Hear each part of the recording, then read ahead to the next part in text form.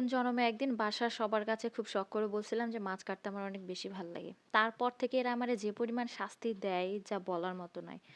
রাত নাই দুপুর নাই যখন তখন যেমন তেমন মানে মাছ নিয়ে চলে আসে, হোক সেটা বড় বা ছোট। তো যাই হোক, আজকে একটা দুঃখের গল্প শোনাই। সেটা হচ্ছে যে ভিডিওটা ছিল বৃহস্পতিবারের দিনের, মানে প্রায় 1 সপ্তাহ আগের ভিডিও। তো ওই দিন রাতে প্রায় 10টার দিকে খুব মানে বৃষ্টি আসে আমাদের এখানটায়। তো তুমুল বৃষ্টি, তো বৃষ্টি দেখে মনে হলো যে আজকে আমরা বৃষ্টিতে ভিজি। তো ফুল ফ্যামিলি আমরা সবাই চলে গেছি ছাদে যে বৃষ্টিতে ভিজছি। ভেজার পরে বাসায় এসে দেখি যে এত বড় একটা মাছ নিয়ে আসছে।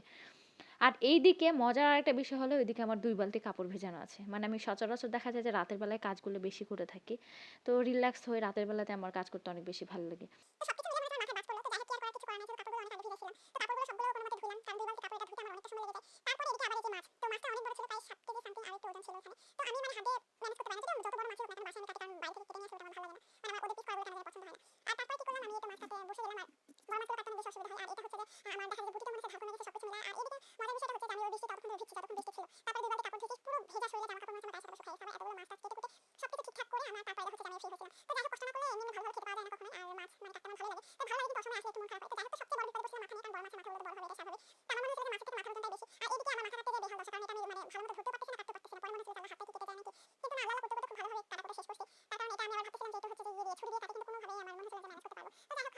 কাটাকাটিতে অভ্যস্ত, এভাবে কাটি। আর এই তো মাছ কাটা আমার প্রায় শেষ।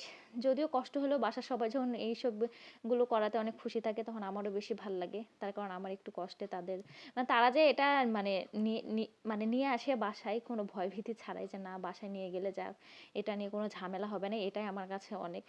আমি যেটাই বলি না কেন, যত রাতই হোক না কেন, অনেক সময় দেখা যায় যে রাত ওই 10টা, 10:30, 11টার দিকে ছোট ছোট মাছ নিয়ে চলে আসছে।